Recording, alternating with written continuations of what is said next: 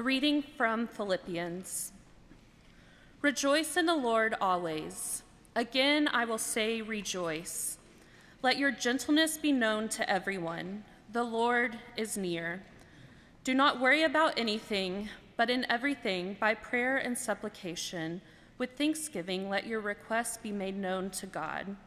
And the peace of God, which surpasses all understanding, will guard your hearts and your minds in Christ Jesus. This is the word of the Lord. Thanks be to God. Well, leave it to Paul to make a prison sound like a spiritual oasis. I mean, our friend Paul is always at peace, even in prison. Go figure. What kind of joy is this exactly, Paul? And where did you get it? And can I also have it for myself? Is this a joy that I can buy with my Nordstrom's credit card? Can I get it on sale this Christmas? Will it calm all my existential anxiety? Will it make me know that everything's going to be okay? Paul, where did you get this joy? Is this a joy that can make me know that I am safe? Where is this joy from? Joy to the world. The Lord is near? Near as in not yet here? You'd almost forget that he's in prison based on the tone of this letter. He's joyfully longing for a community he dearly loves and writing to them with tender compassion. This letter has good vibes, you might say. Prison cell vibes, not so much. Where can I get this joy, God? Is this the same joy that shines on Santa's face at the mall? Or wait, I mean the virtual Santa, because we're also in a national shortage of Santas. And can this joy fix that too? Can this peaceful, deep joy calm my heart when the news is terrible? Can it survive the wreckage of tornadoes? Can this joy somehow distract me from the scary word variant? And does it come with a gift receipt in case I'm not pleased with my purchase? Oh, how we long for real joy. Oh, how we long for peace. If only a sequin sweater and a jazzy Christmas number could make all our fears go away this time of season.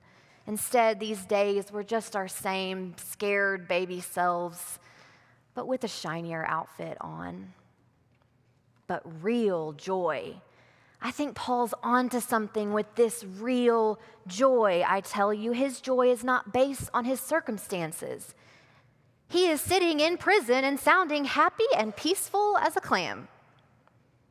Even though he is imprisoned, he is free in spirit. Free to be joyful, free to still hope. The poet Richard Lovelace wrote in the 1600s about freedom and being free in your heart. He says this, "Stone walls do not a prison make, nor iron bars a cage. Mind's innocent and quiet take that for a hermitage. If I have freedom in my love and in my soul am free, angels alone that soar above enjoy such liberty." To have freedom in our love, to be free in our soul, is this how Paul has such peace? Paul had freedom in his love for Christ, in his love for the church at Philippi he is writing to.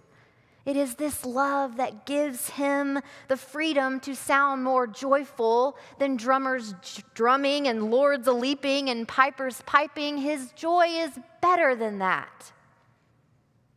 His joy was made possible because, you see, he had received the peace of God. It turns out that in order to feel God's joy, you must feel God's peace.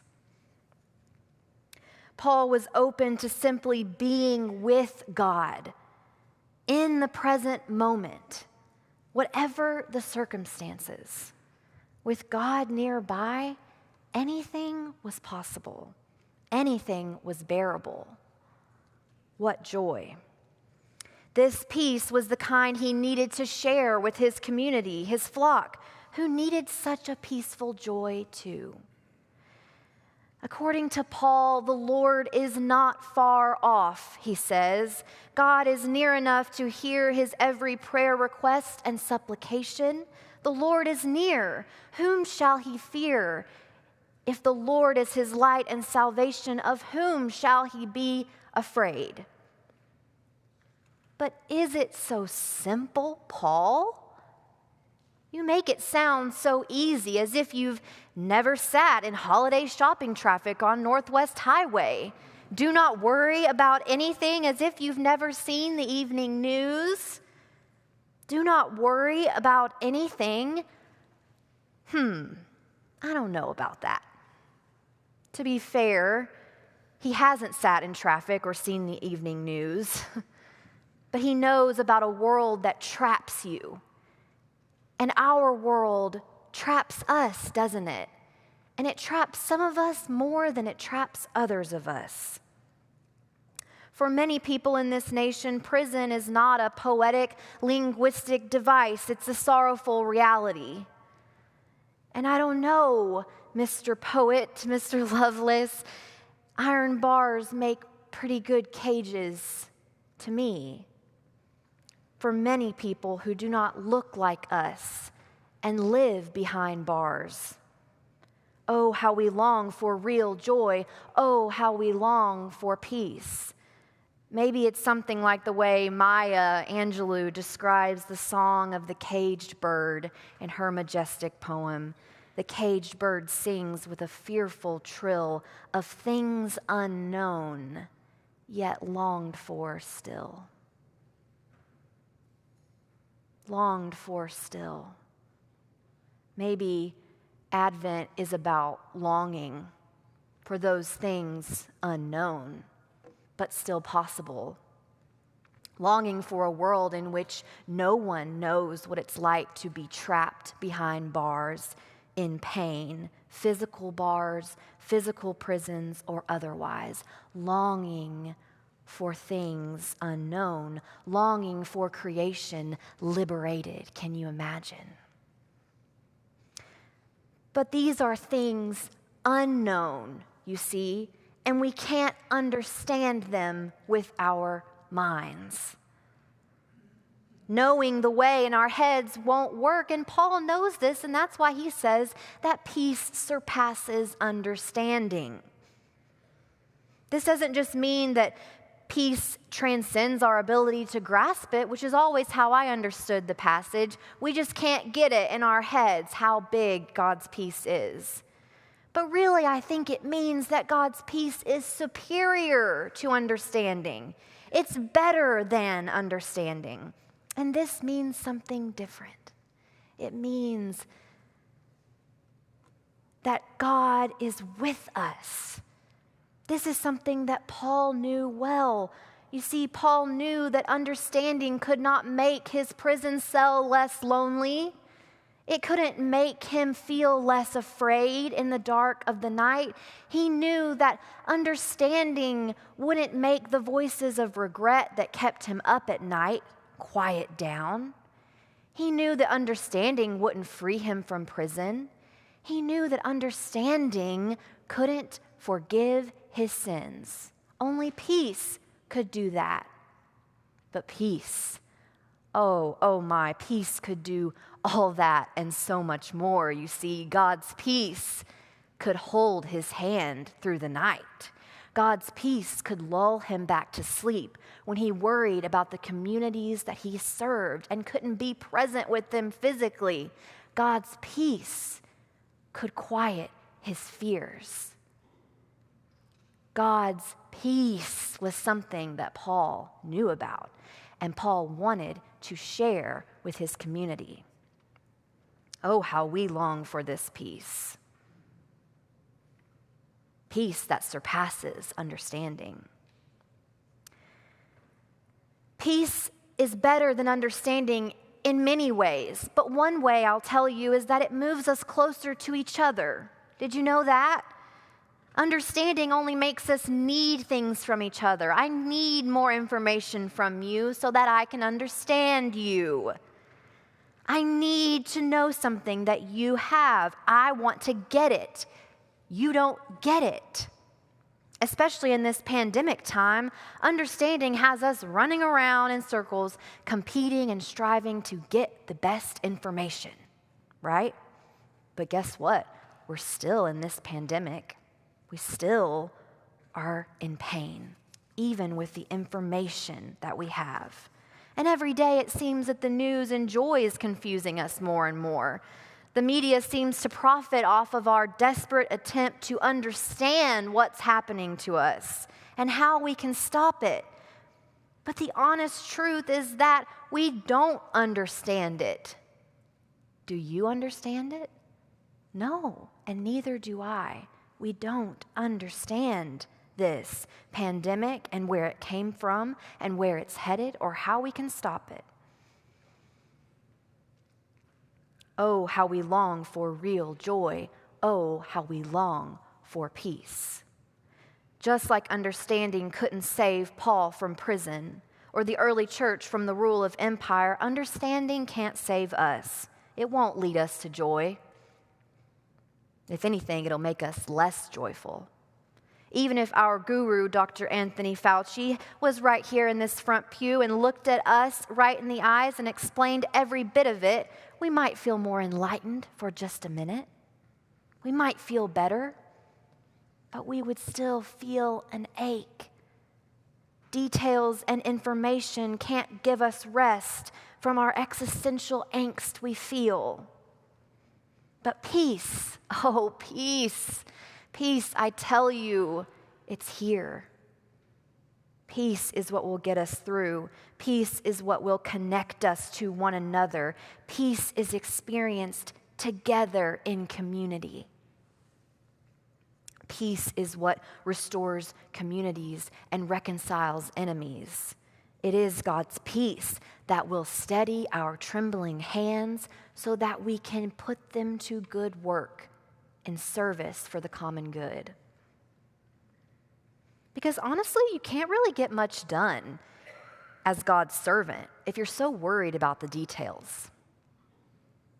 Did you know that? Mary knew this well. Oh my, did she know this?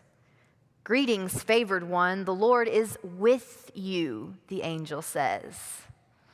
And after a bit of back and forth and a question or two, because that is what you do when an angel appears and says that you will be conceiving the Son of God, you see. There will be a few questions.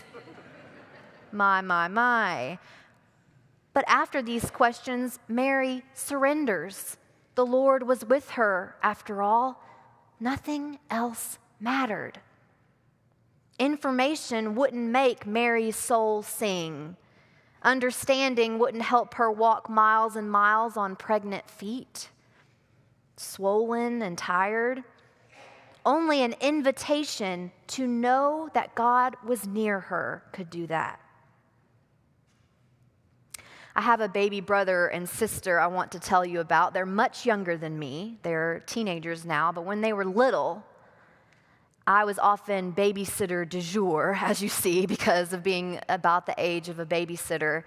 And my mom was most of the time the one that put them down to sleep, but occasionally it would be me. And J's were kind of hard. The oi and the joy and the J was kind of hard for these little babies. So they couldn't say J in my name, but they would call me Nina. And they'd say, Nina, stay close. Hold me. Don't go away. Stay right here. And they knew that they could go to sleep if I was close by. Proximity made all the difference, you see. You see, friends, we can handle a world of scary pandemics and prison cells and tornadoes and fear, if we know that we're not alone, and I can tell you that, we are not alone. God is with us. And peace is here. We can get through this world down here if we know we're not alone. We can long for true peace and make peace in our communities so that others feel less alone and know freedom both in spirit and in body. So this Advent, as we long for things unknown, may we be like Mary. After a few questions, may we stretch our arms out wide and say, "Here am I, servant of the Lord. Let it be with me according to your word." Amen.